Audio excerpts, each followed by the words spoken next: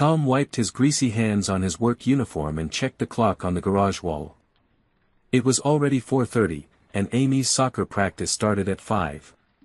He had promised his 8-year-old daughter he would not be late again this week. "Boss, I need to leave early today," Tom called out to his supervisor at the auto repair shop. "Again, Tom?" "This is the 3rd time this month," his boss replied, but his tone was understanding. Everyone at the shop knew Tom was raising Amy alone. "Amy has soccer practice.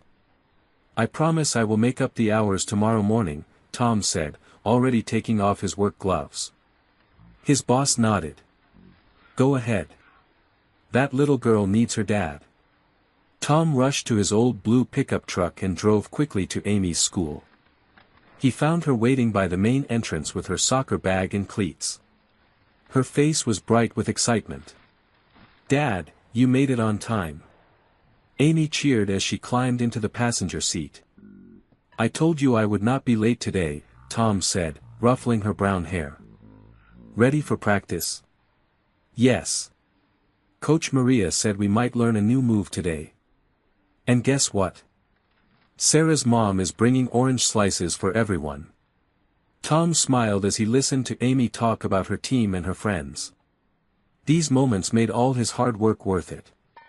Since his wife Lisa had died 3 years ago in a car accident, Amy had become his whole world. Every day was a challenge, but seeing her happy made everything easier. They were driving on the main highway toward the soccer fields when Tom noticed something strange ahead. A figure in white was running along the side of the road, waving frantically at passing cars. As they got closer, Tom could see it was a woman in a wedding dress. "Dad, look at that lady." Amy pointed through the windshield. "Why is she running in a wedding dress?" The woman was barefoot, and her long white dress was dirty at the bottom. Her hair was messy, and even from a distance, Tom could see dark streaks on her face that looked like makeup mixed with tears. She was desperately trying to flag down cars, but everyone was driving past her. "Something is wrong," Tom said, slowing down his truck. "She looks like she needs help." "But Dad, my practice starts in 20 minutes, Amy said, checking her pink watch. Tom looked at his daughter, then back at the woman in the wedding dress. The woman had stopped running and was now standing still, looking lost and hopeless. Tom's heart went out to her. His wife Lisa had always taught him to help others when they were in trouble. "Amy, sometimes helping someone is more important than being on time," Tom said softly. "Your mom would have stopped to help." Amy thought about this for a moment, then nodded. "Okay, Dad. We should help her." Tom pulled over to the side of the highway and rolled down his window. The woman approached the truck carefully. Up close, Tom could see she was young, probably in her late 20s, with blonde hair and green eyes that were red from crying. "Please, I need help," the woman said, her voice shaking. "I cannot go back there. Please, just take me anywhere but back to that place." "What happened? Are you hurt?" Tom asked with concern. "I am not hurt, but I cannot marry him. I just cannot do it," the woman said, fresh tears starting to fall. "Please, I have nowhere else to go." Tom looked in his rearview mirror and saw several black SUVs in the distance, driving slowly and seeming to search for something. His instinct told him this woman was running from those cars. "Get in," Tom said quickly. "Amy, move to the middle seat." The woman climbed into the truck, and Tom immediately drove away from the highway, taking smaller back roads he knew well from years of living in the area. The woman was breathing heavily and kept looking out the back window. "Thank you so much," she said. "I am Emma, and I owe you my life." "I am Tom, and this is my daughter Amy," Tom said, glancing at the scared woman beside him. "We were going to soccer practice, but that can wait. What kind of trouble are you in?" Emma hesitated. "It is complicated. I was supposed to get married today, but I realized I could not go through with it. The man I was supposed to marry is not a good person, and I do not love him." Amy turned to look at Emma with wide, curious eyes. Did you run away from your own wedding? Like in the movies? Emma managed a small smile despite her tears. Yes, exactly like in the movies. But this is real life, and it is much scarier. Why do not you just tell everyone you do not want to get married? Amy asked with the simple logic of a child. It is not that easy, sweetheart, Emma said.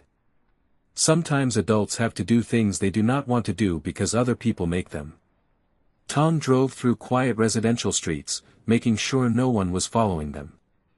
He could see that Emma was genuinely frightened, and his protective instincts kicked in. He thought about his own daughter and how he would want someone to help her if she was ever in trouble. Where can I take you? Do you have family or friends who can help? Tom asked. Emma shook her head. I cannot contact anyone I know. They would just send me back. I have some money, but I need somewhere safe to think about what to do next. Tom made a decision that surprised even himself. You can come to our apartment for now. It is not fancy, but you will be safe there. Dad, is that a good idea? Amy whispered. Your mom always said our home should be open to people who need help, Tom reminded her. Remember when we helped Mrs. Johnson when her house flooded? Amy nodded, remembering how they had let their elderly neighbor stay with them for 2 weeks. I could not ask you to do that, Emma said. You do not even know me. You do not look like a dangerous person, Tom said with a gentle smile. And Amy is a good judge of character. If she thinks you are okay, then you are okay. Amy studied Emma carefully, then reached over and patted her hand. You look sad but not mean. And your dress is really pretty, even though it is dirty. Emma laughed for the first time that day. Thank you, Amy. You are very kind, just like your father. Tom pulled into the parking lot of his apartment complex. It was a modest building with small apartments, but it was clean and safe. He lived on the second floor in a 2-bedroom unit that was just right for him and Amy. This is home, Tom said as they walked up the stairs. It is not much, but it is ours. Tom unlocked the door and let Emma and Amy go in first. The apartment was simple but warm. The living room had an old brown couch, a small television, and Amy's drawings taped to the walls. The kitchen was tiny but functional, and everything was clean and organized. It is perfect, Emma said, looking around with genuine appreciation. It feels like a real home.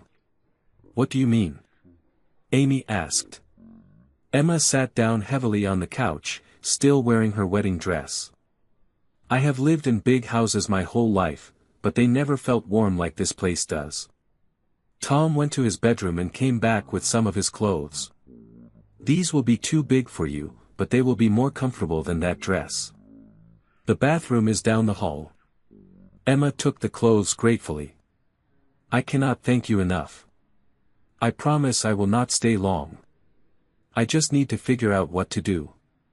While Emma changed clothes, Amy showed Tom her soccer ball. Can we practice in the parking lot instead of going to the field today? That is a great idea, Tom said. Emma might enjoy watching you practice. When Emma came out of the bathroom, she was wearing Tom's old gray sweatshirt and sweatpants. The clothes were much too big for her, but she looked more relaxed and comfortable. You look better, Amy said. Do you want to see me practice soccer kicks? Emma smiled.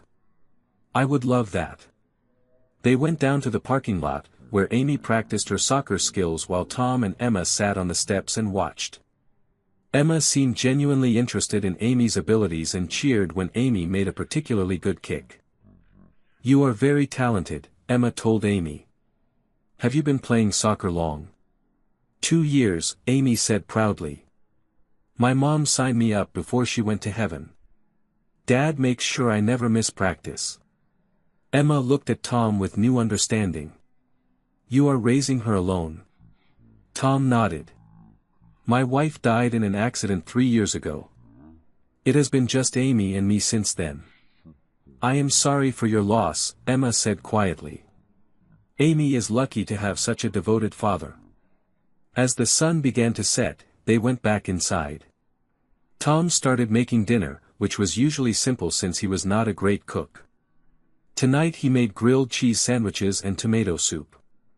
"This is delicious," Emma said as they sat around the small kitchen table. "I have not had a meal this good in a long time." "Really? But grilled cheese is so simple," Amy said. Emma smiled. "Sometimes the simplest things are the most wonderful." After dinner, Amy insisted on showing Emma her room and all her toys.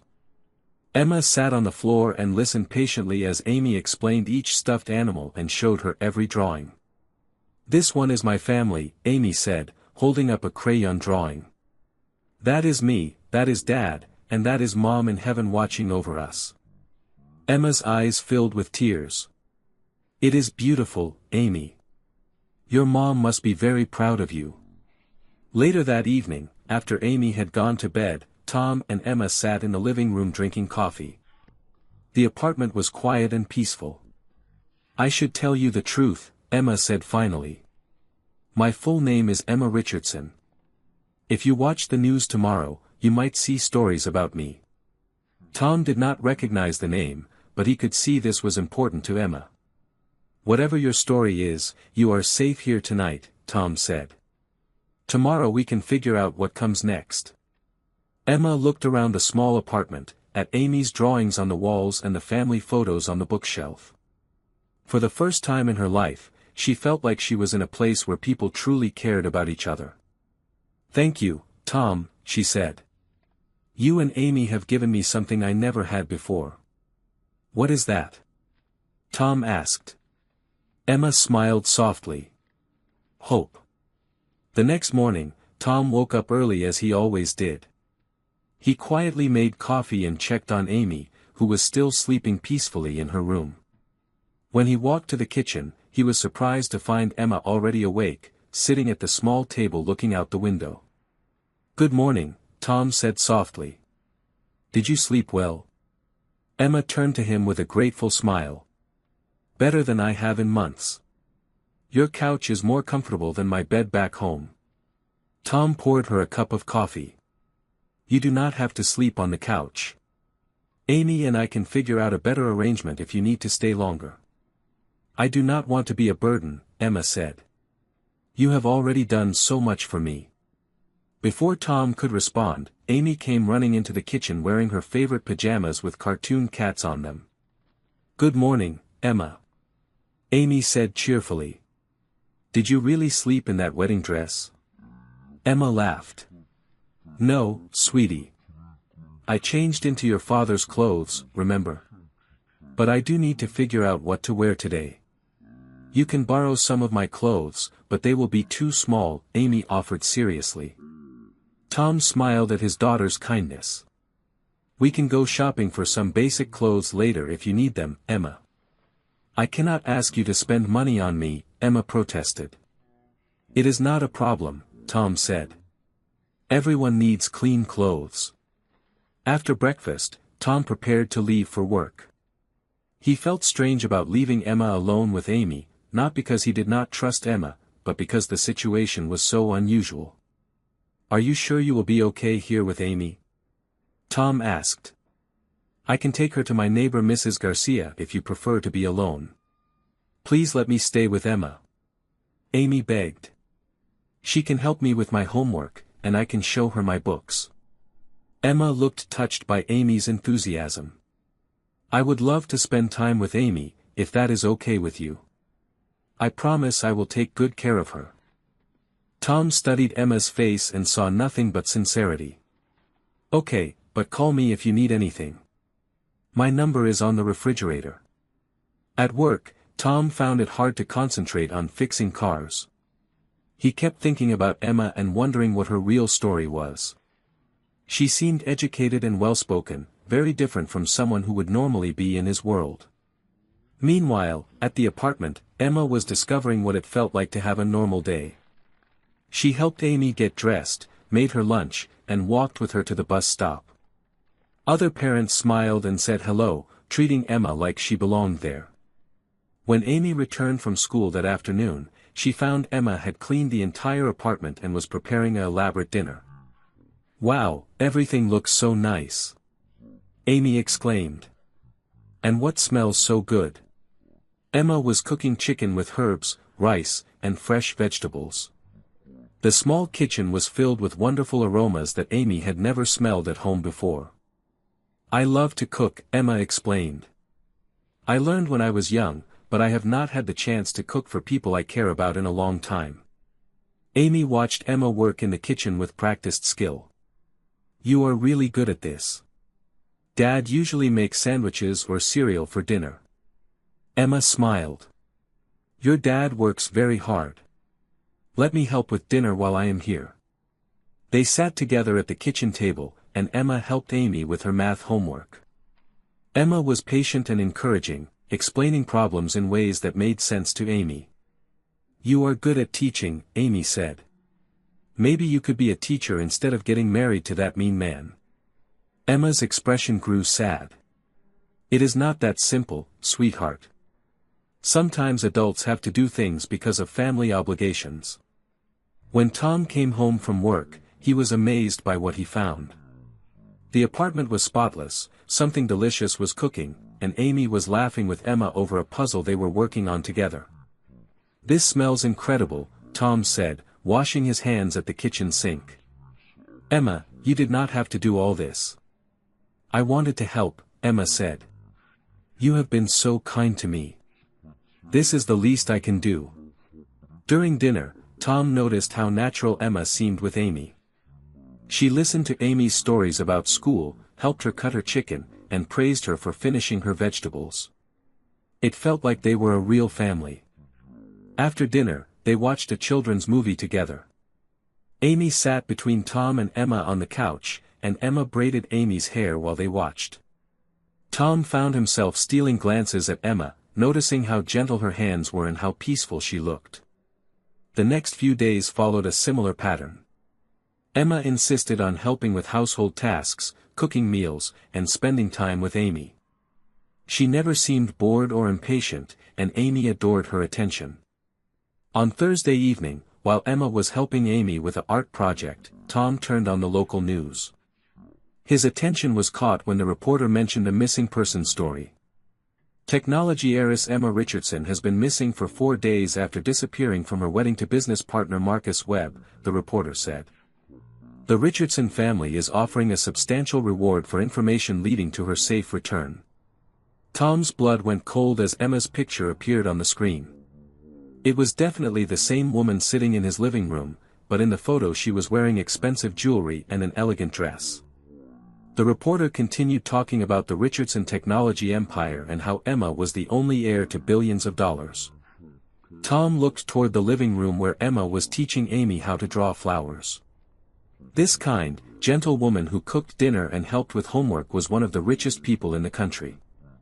After Amy went to bed, Tom approached Emma in the kitchen where she was washing dishes. Emma, Tom said carefully. We need to talk. Emma looked up from the sink, and Tom could see in her eyes that she knew what was coming. You saw the news, she said quietly. Emma Richardson, Tom said. Richardson Technology. You are worth billions of dollars, and you have been washing my dishes. Emma dried her hands on a kitchen towel and sat down at the table. Tom sat across from her, waiting for an explanation. Everything I told you was true, Emma began. I could not marry Marcus Webb, and I did run away from my wedding. What I did not tell you is why. Tom listened as Emma explained her life. She had grown up in luxury but had never been allowed to make her own choices. Her father controlled every aspect of her life, from what she studied in college to who she was allowed to befriend. Marcus Webb is my father's business partner, Emma continued. My father arranged our engagement to merge the two companies. I never loved Marcus, but my father said it was my duty to the family business. But you could just say no, Tom said. You are an adult. Emma shook her head. You do not understand how controlling my father is. I have never been allowed to have a job, my own bank account, or even my own car. Everything I own belongs to the company. If I do not obey him, I have nothing. Tom began to understand the golden cage Emma had been living in. So you ran away to escape an arranged marriage. I ran away to escape a life where I would never be free to choose anything for myself, Emma said. Marcus is cruel and only wants to marry me for my family's money and power. My father does not care about my happiness. Tom looked at this woman who had been living in his small apartment, cooking his meals and caring for his daughter. But why stay here? You could get help from lawyers or other family members. Everyone in my world works for my father or wants something from him, Emma said. You and Amy are the first people in my life who have been kind to me without wanting anything in return. Over the next few days, Tom watched Emma experience things she had never done before. She went grocery shopping with him and Amy, marveling at being able to choose what to buy. She went to the park and pushed Amy on the swings. She helped Amy bake cookies for her school bake sale. I have never done any of these things, Emma told Tom one evening. I had servants who did my shopping, nannies who took care of children, and chefs who did all the cooking. I never knew how wonderful it feels to take care of people you love. Tom's heart skipped when Emma said the word love. He was beginning to realize his own feelings were growing deeper than simple kindness toward a person in need. On Saturday morning, Amy woke up with a fever and a sore throat. Tom was worried because Amy rarely got sick, and when she did, it usually meant she was really ill. Dad, my throat hurts, Amy whispered, her voice weak. Tom felt her forehead and knew immediately she needed to see a doctor. But the urgent care clinic did not open until 9, and Amy was clearly miserable. Emma appeared in Amy's doorway with a cool washcloth and a glass of water. What can I do to help? For the next several hours, Emma and Tom took turns caring for Amy. Emma stayed by her bedside, reading stories and singing soft songs. She knew exactly how to make Amy comfortable and when to give her medicine.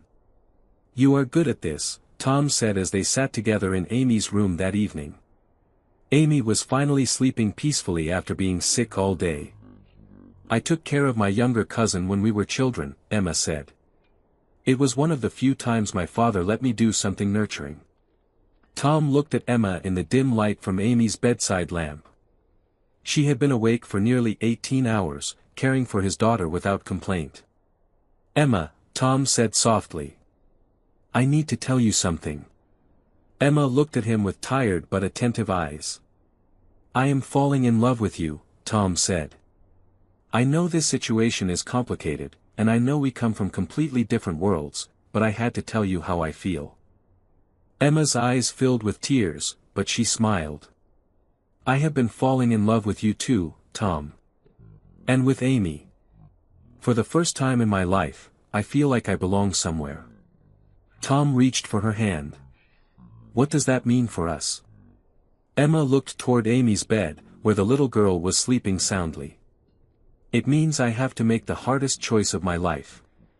On Sunday morning, Tom woke up to the sound of car doors slamming in the parking lot outside his apartment. He looked out the window and saw 3 black SUVs parked below, along with several men in expensive suits. His heart sank as he realized Emma's peaceful time with them was about to end. Emma, Tom said urgently, shaking her awake from the couch. They found you. Emma sat up quickly, instantly alert. She looked out the window and saw the men gathering near the building entrance. Her face went pale with fear. It is my father, she whispered. I knew this day would come, but I hoped we had more time. Amy came out of her bedroom, still in her pajamas, wondering what was happening. Dad, why do you look scared? Before Tom could answer, there was a loud, demanding knock at the door. The sound echoed through the small apartment like thunder. Emma Richardson, a deep voice called from the hallway. We know you are in there. Open this door immediately. Emma stood frozen in the middle of the living room, wearing Tom's old sweatshirt and looking small and vulnerable. Tom moved protectively in front of her and Amy. You do not have to open that door, Tom said firmly. This is my home. The knocking became more insistent. Miss Richardson, your father is here. You will come with us now, or we will involve the police. Emma closed her eyes and took a deep breath. I have to face them, Tom. If I do not, they will make life difficult for you and Amy. We can handle difficult, Tom said. Do not go with them if you do not want to. Emma looked at Amy, who was clutching her stuffed bear and looking confused and frightened. I cannot let innocent people suffer because of me. With shaking hands, Emma walked to the door and opened it. Standing in the hallway was an older man in an expensive suit, flanked by several bodyguards and a woman carrying a briefcase who was obviously a lawyer. Father, Emma said quietly. Emma Marie Richardson, the man said in a cold, commanding voice. You have caused enough trouble.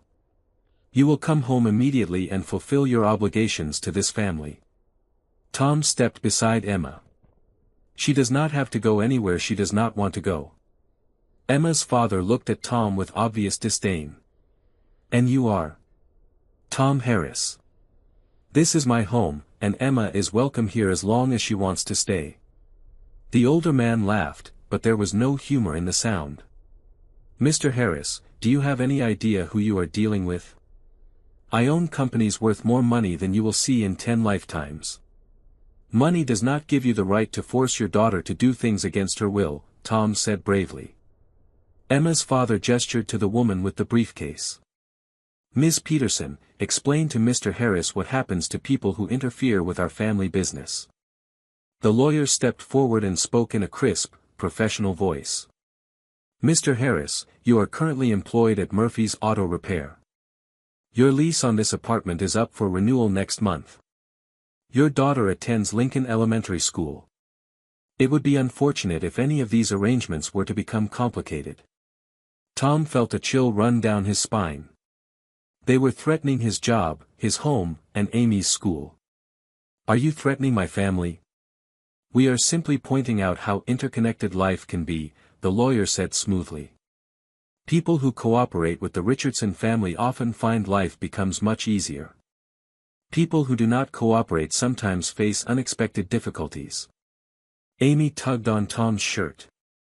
Dad, I do not understand what is happening. Is Emma in trouble? Emma knelt down to Amy's level, tears in her eyes. Sweetheart, these people want me to come home with them. But you do not want to go, do you? Amy asked with the direct honesty of a child. No, I do not want to go, Emma admitted. But sometimes grown-ups have to do things to protect the people they love. Emma's father grew impatient. This conversation is over. Emma, you have 5 minutes to gather your things. The wedding has been rescheduled for next weekend. No, Emma said, standing up and facing her father. I will not marry Marcus Webb. I do not love him, and he does not love me. Love is irrelevant, her father snapped. This marriage is about business, about securing the future of our company. You have responsibilities to your family name. Tom watched Emma struggle with her decision. He could see the pain in her eyes as she looked between her father's stern face and Amy's confused, frightened expression. If I come with you, Emma said to her father, will you leave Tom and Amy alone? Will you promise they will not face any consequences for helping me? Emma, you do not have to do this, Tom said urgently. Yes, I do, Emma replied. I cannot let you and Amy suffer because of me. Emma's father smiled coldly. If you come home now and go through with the wedding, I will forget this unfortunate incident ever happened. Emma looked around the small apartment that had become her sanctuary. She looked at the drawings Amy had made for her, now hanging on the refrigerator.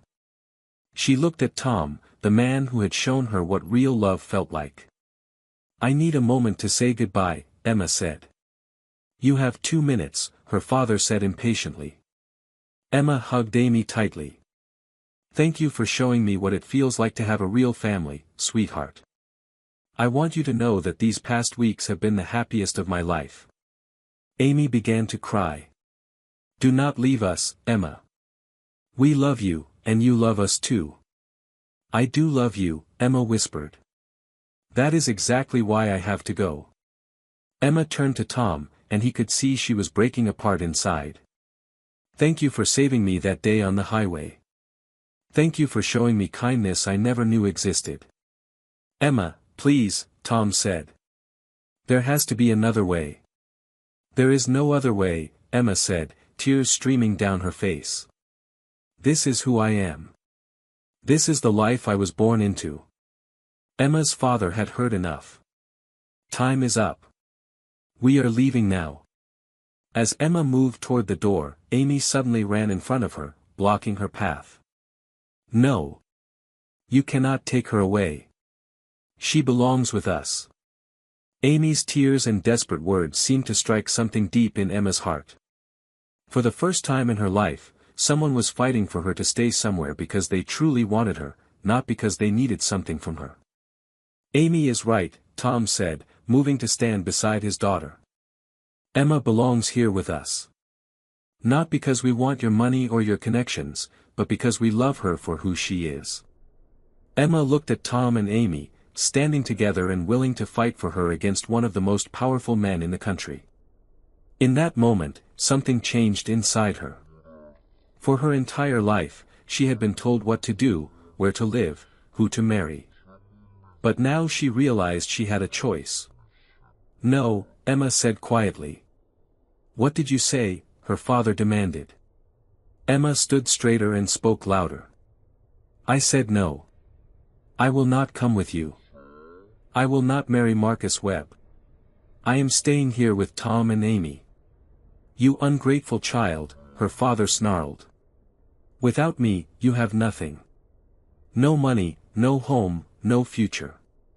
Emma smiled for the first time since her father had arrived. "I have everything I need right here." "Fine," her father said angrily.